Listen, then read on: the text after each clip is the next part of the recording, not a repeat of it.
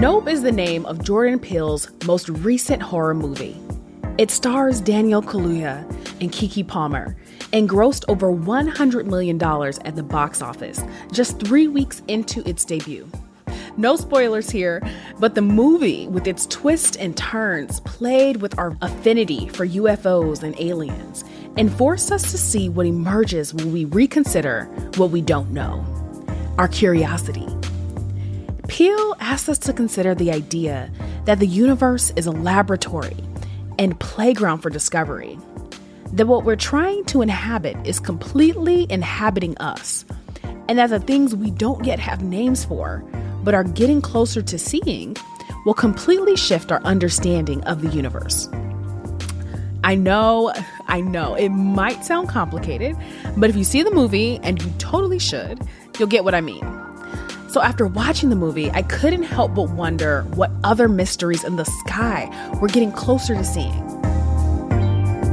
I'm Sherrell Dorsey, and this is TED Tech.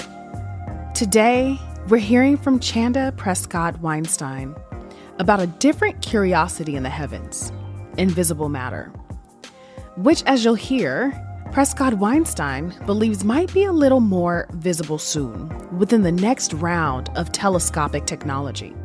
While I won't profess to be a purveyor of alien life conspiracy theories, I am fascinated by this advancement and what these new images of space will reveal about our universe.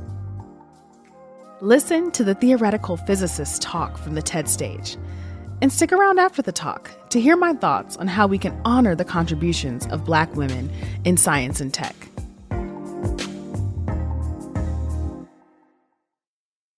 When we look at the night sky, we see a vast cosmos filled with stars and galaxies and dust, a cosmos teeming with luminous phenomena. So we've all heard some version of that famous Carl Sagan line, "We are made of star stuff." And it's true, we are. And that makes it easy to believe that what matters is what's visible, us, the trees, the stars, because it helps us feel connected to everything that we can see. Today, we know that everything visible in the universe is composed from a basic set of building blocks known as elementary particles. Comprehending the standard model is an enormous achievement. But we are now certain that it describes very little of what's out there. It turns out that most of the stuff which fills our universe is completely invisible to us. In other words, visible matter, the kind we and the stars are made from, the kind that radiates light, is not what's normal. And we, the luminous matter, we are the cosmic weirdos. So how do we know? We can see that stars and galaxies are affected by the presence of something more, something completely invisible to us. So we now know that the universe is more queer and fantastical than it looks to the naked eye. That's right. So how did the universe get this way, and what exactly is inside? So I'm a theoretical physicist with expertise in particle cosmology. And it's my job to use math to study the origin and evolution of space-time and every single thing that's inside of it. I connect the very small, elementary particles, with the extremely large, galaxies and galaxy clusters. And I'm a griot of the universe. I develop creative mathematical narratives that may just be our cosmic origin story. Now, as a theoretical physicist, I really love doing math and coming up with different ideas that may describe our mostly invisible universe. But it's important to be accountable to data too, the real stuff. So after mathematics, my second favorite tool for addressing these large cosmological questions is the biggest laboratory we know, the universe itself. Observatories with capabilities from visible light to high-energy X-ray and gamma-ray photons are still some of the best ways to gain insight into what's going on in space-time with the invisible stuff. So when it comes to the cosmic accounting, here's what we know so far. We're in the midst of a great cosmic drama where space-time is curved and it's expanding. And the history and future of that curvature and expansion is determined by what's inside, which is mostly not visible stuff like us. That's only about 5%. The majority of the energy matter content in the universe is something that we call dark energy. So empty space seems to have an energy associated with it. And that's increasingly affecting how space-time expands. After dark energy, the second largest ingredient is something that we call dark matter. So here's the funky thing about dark matter. Unlike dark energy, it gravitates exactly like visible matter, but it's completely unlike us in every other way. So you might be thinking, okay, dark matter, it clearly has a color associated with it, but the first thing that you should know about dark matter is that it doesn't have a color, and at least to first approximation, light seems to go right through it. So we can't see it, it's invisible, maybe transparent, maybe clear. So if you put out your hands and think about the weight of having a clump of dark matter in your hands, that's how it would feel, but your hands would look exactly the same. Dark matter is dominant on the outskirts of galaxies, and it affects stellar motions on the edges. And this effect is actually how Vera C. Rubin and Kent Ford first found the first substantive evidence for the existence of dark matter. We believe that every single galaxy, or almost every single galaxy, lives inside of a dark matter halo. And we think that they're not alone. The Milky Way itself has around 60 gravitationally bound satellite galaxies that are in its orbit. Some of these you may have seen when observing the night sky, or you may have heard of, like the Large Magellanic Cloud and the Small Magellanic Cloud. Each of these satellites lives inside of its own dark matter subhalo. The presence of dark matter is affecting how galaxies are distributed throughout space-time. So we can also reverse engineer where dark matter is. We can look at how images of galaxy clusters are distorted, which tell us something about how dark matter is distorting space-time. So we know something about how much dark matter there is, and even how the dark matter is distributed, but what kind of particle is it? So all that we know is that it's beyond standard model physics. It's not like any of the particles that we have ever seen or had any kind of contact with. All right, so this seems like a potentially terrifying, intractable problem because we're talking about something that we can't see, something that we can't touch. You might be thinking, okay, they haven't had many ideas about that over the years because that just seems really hard, right? And hopefully it's becoming increasingly clear that this isn't just an astrophysics problem of galaxies and galaxy clusters, but this is also a particle physics problem. In order to understand what's happening on the largest scales, we need to understand something very small, like a new particle, or maybe primordial black holes. What's Chanda's favorite dark matter candidate, right? This is what you're dying to know. So I'll end the suspense by telling you that my favorite candidate is something called the axion. This is the hypothetical particle. And the first thing that I want to tell you about the axion is that it was almost called the Higglet. And whoever chose axion just completely blew it, okay? I'm pretty bummed about that.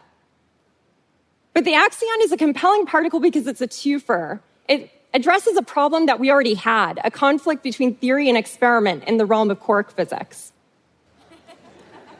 The universe is a wonderfully strange and fantastical place, and that's why humans as a species have always wanted to study it. And this is why we have so much fun trying to understand it. So how are we going to go looking for the axion or any other dark matter particle? Well, you might think that we have to use traditional particle physics approaches, like colliders, where we smash particles together and see what comes out. But astrophysical signals have something to say. Telescopes from across the electromagnetic spectrum, for example, the proposed NASA facility, the Strobe X-ray Space Telescope, can help us potentially determine what exactly dark matter is. But telescopes look at the very large, How can we use the extremely large to understand something so small? Well, in the case of the axion, it helps to pay attention to its quantum classification. So all particles come in one of two quantum categories, fermions and bosons. So fermions, even when things get cold, like to keep their distance from each other. They're antisocial. That's how it is. Bosons, on the other hand, when they get below a critical temperature, they're like 5-year-olds on a soccer field. So they don't have a concept of formation. They all just bunch up together. So in technical terms, we call this the formation of a Bose-Einstein condensate, where all of the particles come together and act like one superparticle. So importantly, axions are bosons. And so now you have a sense of why I like working with them. I'm completely enamored with the idea of axion Bose-Einstein condensates. So usually we talk about creating these quantum states in the lab using atoms, but now we're talking about the possibility of maybe galaxy-scale Bose-Einstein condensates made out of dark matter. Over the age of the universe, the subhalo starts to get torn apart. And what my team's work shows is that the way that this happens with axions is different than with other dark matter candidates because it goes into this special condensate state. Now imagine the possibility that there's more than one type of dark matter candidate. Maybe there's more than one type of dark matter particle. How much richer this picture can be. There's no cosmic rule that says there can only be one. So in the end, I expect the universe to force us to reevaluate what we thought we knew. When we honor the land and the sky as our galactic relations and their indigenous stewards, it becomes possible for us to imagine new ways of being in good relations with each other. That's why I, as a Black queer person, am so proud to follow in the footsteps of my ancestors who studied and dreamed with the night sky, sometimes of freedom. Astronomers like Harriet Tubman, for whom the recently launched James Webb Space Telescope should be renamed.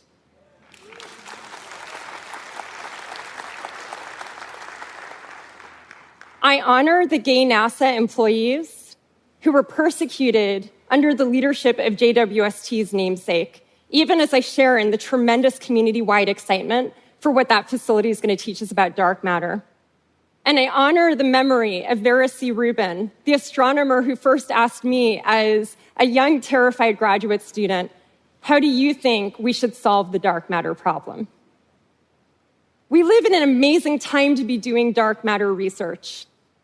Over the next decade, we're going to see the universe with incredible accuracy and clarity, thanks to these new telescopes on the ground and in the sky. We'll probably get some answers, but we're going to get a host of new questions. And my team, we're going to be ready. So the search for dark matter is on. What's your favorite candidate? If it's not an axion, you better fix that. Thank you.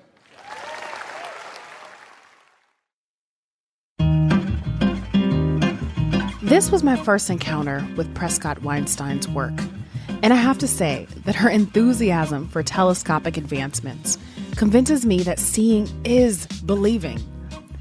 I mean, to hear her tell it, telescopes will be the most important next step in shaping our understanding of ourselves and the universe.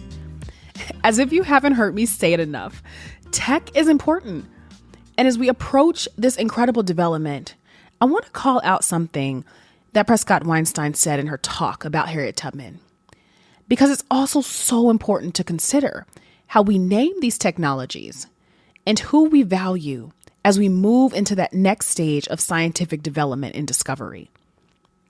As an African-American woman in my family, we had a poster of Black inventions in our home as a reminder of our scientific contributions to this country. Things like the mop, the traffic light, and even the groundwork for GPS as we know it was created by a Black woman named Gladys West from the 1950s on a U.S. Navy base. In my home, we made sure to celebrate inventions that are rarely attributed to the Black scientists that developed them. So while naming the James Webb Telescope after a Black woman like Harriet Tubman might be considered a bold idea, or perhaps even controversial, tech gets limited by not including a multiplicity of viewpoints. And sometimes that leads to creating harm rather than solving problems. Harriet Tubman was one of the first astronomers. Maybe she wasn't formally trained, but she followed the stars. And honoring that achievement would go a long way towards closing the achievement gap in tech. We need to see beyond the surface of who we think of as an authority, and this extends to who we name tech after, because it serves as a guidance for what is to come and who gets to determine how it's used.